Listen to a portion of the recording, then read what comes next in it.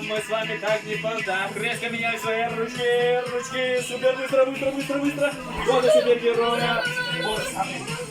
И остановились, вот это помню. А я к вам... Не пойду. Дамир. Давайте все похлопаем Яне, ребята. Давайте все похлопаем Яне. Максим, давайте все похлопаем. Ну что ж, молодцы.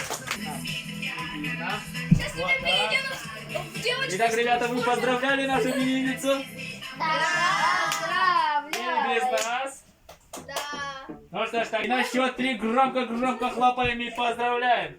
Раз, два, три.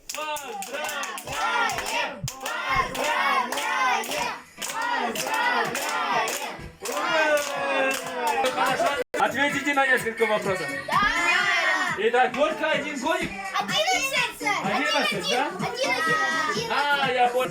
Мама умеет цветными словами руку. Вот так, давай. Давай, когда-нибудь играли в Among Us? Знаете, что такое провода? Когда я скажу саботаж, пол становится лавой. Ребята.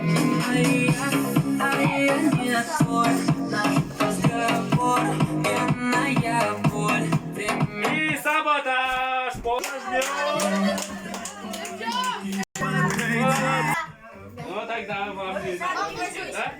Садитесь. Стоп, помогли. Ой. А кому?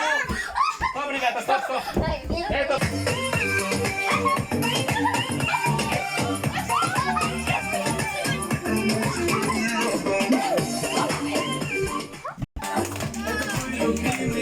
Никому тебя не